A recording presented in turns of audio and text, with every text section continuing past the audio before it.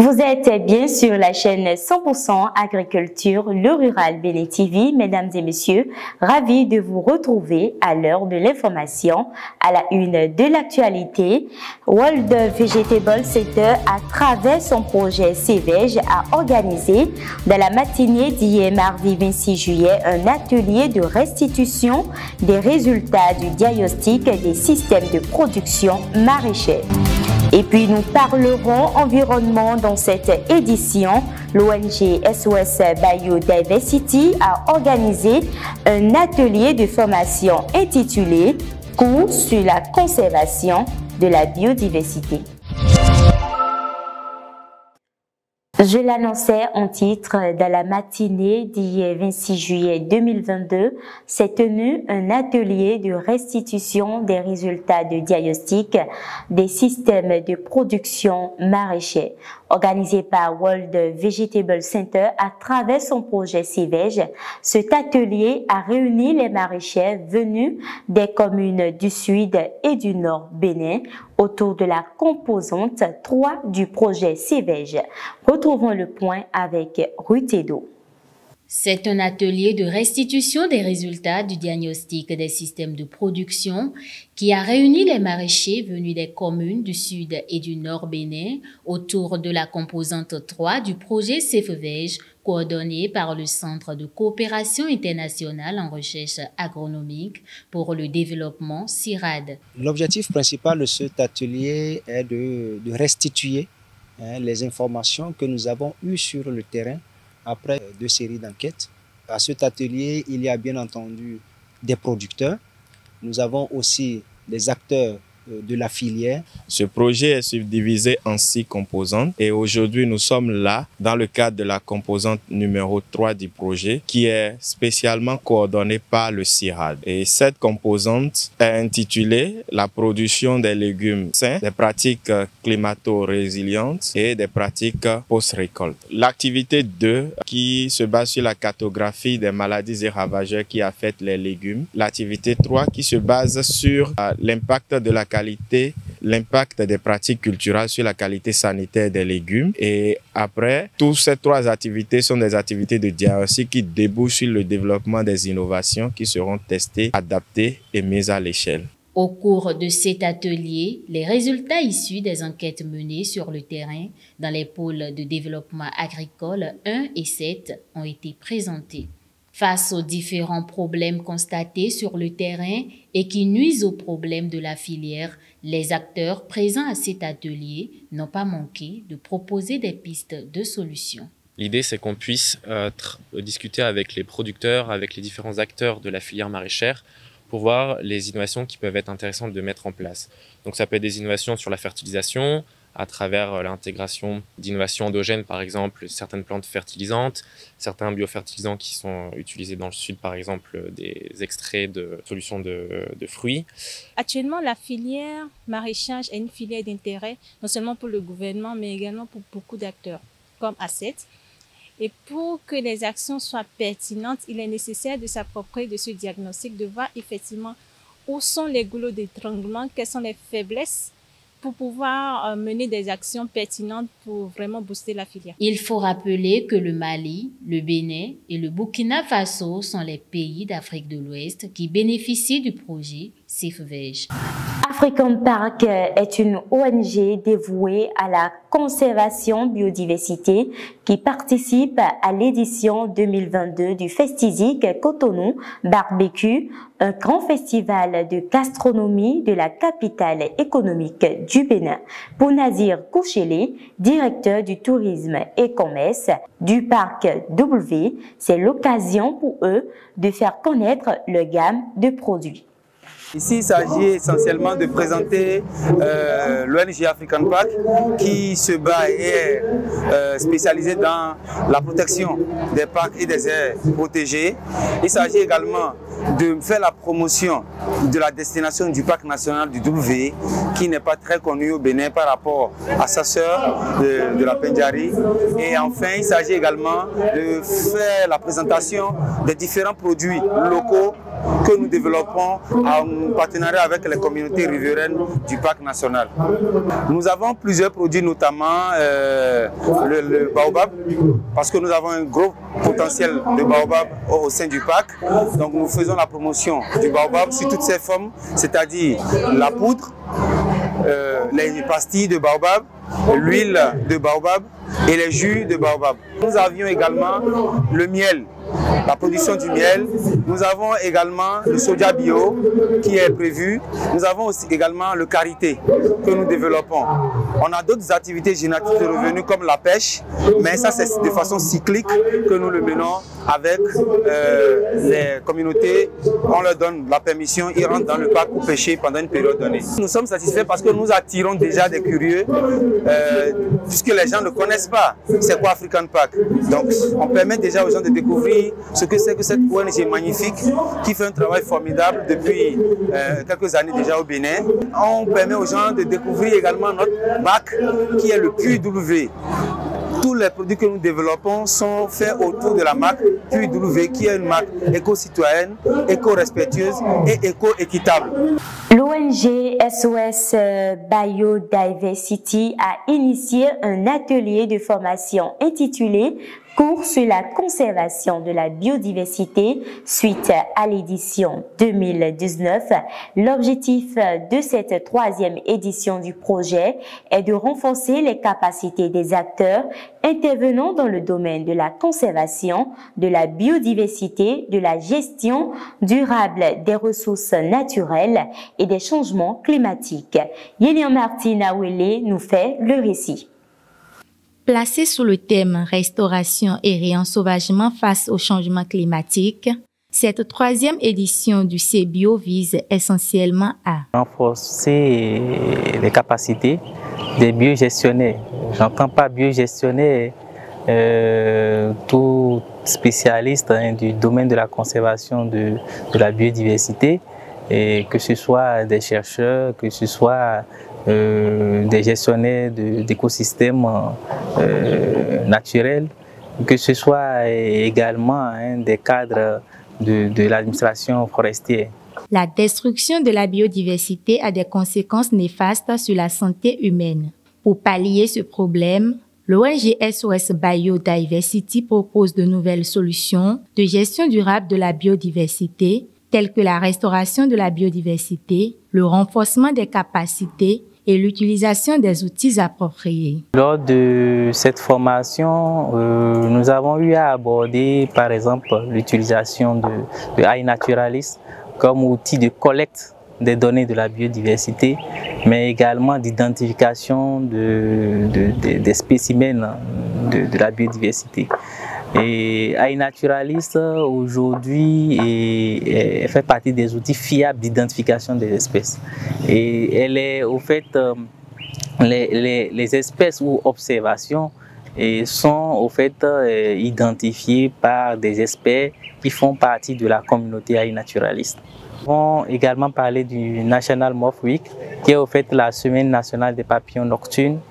Et aujourd'hui, la science a démontré combien de fois les papillons de façon générale sont importantes dans la dissémination des gènes, donc dans la reproduction entre les espèces végétales. Et ces papillons sont, au fait, à 90%, ils sont responsables de la vie sur Terre. Donc, il est important qu'on puisse apporter une attention particulière sur ces papillons. Et les papillons de jour, généralement, sont les plus connus. Donc, le National Moth Week vient, au fait, mieux faire connaître ces papillons nocturnes à travers leur rôle et également inviter tous les participants à pouvoir apporter leur contribution à la préservation de ces papillons nocturnes. Cet atelier de formation a connu la participation active des représentants des ambassades, des acteurs de la société civile et plusieurs organisations leaders de la préservation de la biodiversité. L'intérêt pour moi, c'est de me rassurer que les apprenants que nous avons ici à la faculté acquièrent au-delà de nos cours de nouvelles compétences pour compléter leur formation et être compétitifs sur le marché de l'emploi, qu'il s'agisse de l'auto-emploi ou de l'emploi dans des ONG, dans des institutions internationales ou bien même dans des emplois publics. Cette formation initiée par l'ONG SOS Biodiversity est vraiment à féliciter. Et depuis qu'ils ont commencé la première édition, on a toujours participé et encouragé. Le président a toujours allé de l'avant parce que notre biodiversité est assez menacée actuellement, surtout dans le contexte des changements climatiques. Et nous avons besoin surtout de former la jeune génération et de leur apprendre les nouveaux outils que l'on doit utiliser et pour pouvoir mieux conserver, mieux préserver nos ressources. Puisqu'il y a plusieurs espèces de cette biodiversité qui sont aujourd'hui menacées. À l'issue de l'atelier, les participants ont témoigné de leur satisfaction et ont réitéré à nouveau leur engagement pour la conservation de la biodiversité. Nous, notre ONG, nous prônons pour la valorisation de l'agriculture biologique, donc en quelque sorte la valorisation de la consommation locale.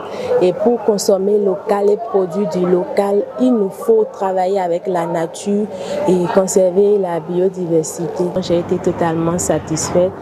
Nous sommes restés dans une ambiance de donner, de recevoir. Démarré le vendredi 12 juillet 2022, ce creuset d'échanges organisé en partenariat avec le Laboratoire des sciences forestières a connu son épilogue le samedi 13 juillet 2022.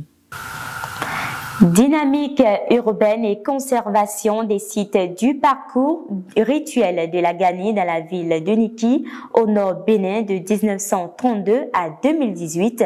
Tel est le thème objet de la soutenance de thèse conférant à Lamatou Daouda le titre prestigieux de docteur en art de bâtir et urbanisme et en géographie et gestion de l'environnement. La soutenance a eu lieu à l'université d'Abomey-Calavi. Les images commentées par Yelian Martin Awele. Le jury l'a déclaré digne du grade de docteur de l'université d'Abomey-Calavi en géographie et gestion de l'environnement, dans la spécialité gestion des villes patrimoniales, avec la mention très honorable et les félicitations du jury. Ainsi se présente le verdict des membres du jury à l'unanimité suite à la brillante présentation faite par l'impétrante. Elle restitue ici le véritable problème que pose son sujet de thèse. La méthodologie de recherche qu'elle a adoptée est la cartographie. En saisissant l'exemple de la Gani, c'est de montrer qu'on peut partir d'une fête qui est un patrimoine immatériel pour faire la relation avec l'espace, pour attirer l'attention des décideurs, que la fête n'est pas qu'un événement, mais ça fait partie aussi de l'enjeu de la gouvernance du territoire. Donc, l'approche méthodologique s'est basée sur des collectes de données socio-culturelles, socio-économiques, mais beaucoup plus sur l'espace. C'est pour ça que nous avons fait appel beaucoup plus à l'approche cartographique. Nous avons cartographié.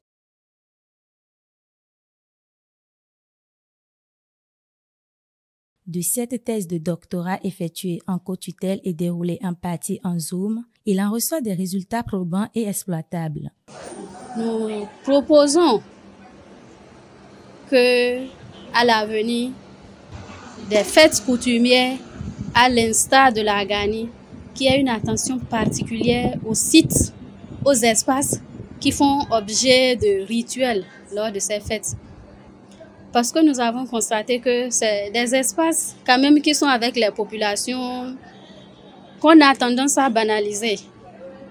Mais compte tenu de l'importance de ces espaces, l'enjeu de ces espaces, il faut que les décideurs, particulièrement ces municipalités, prennent en compte la présence de ces espaces, la conservation, la délimitation de tout ça lors de l'élaboration des documents de planification. Toutes les communes disposent d'un plan de développement communal et on sait que c'est là la planification, les perspectives sur 5 ans se font. Il y a des PDU, il y a des schémas directeurs d'aménagement des communes qui sont les SDAC. Et lors de l'élaboration de ces documents, on discute quand même des problèmes fonciers. On essaie de délimiter certaines zones denses, certaines zones non denses, ce qu'il faut sauvegarder ou pas et ce qui est une zone sensible ou pas. Et j'invite à ce qu'on prenne en compte ces sites qui font partie désormais de ces espaces à protéger. Rendre accessibles les fruits de ces travaux de recherche scientifique au public est l'une de ses visions. Pour rendre public mon travail, il y a un centre de compétences en gestion urbaine des villes patrimoniales qui est créé à l'école du patrimoine africain à Porto Novo. Et à l'université, il y a aussi un archivage qui sera fait. Donc il y aura aussi des publications qui seront faites. Donc non seulement les données seront accessibles, mais les résultats seront aussi valorisés lors des différentes animations scientifiques et les enseignements que je donne aussi avec les étudiants. Au terme de son sacre, Lamatou Daouda a adressé ses mots de remerciement à l'endroit de toute l'assistance et spécialement aux membres du jury.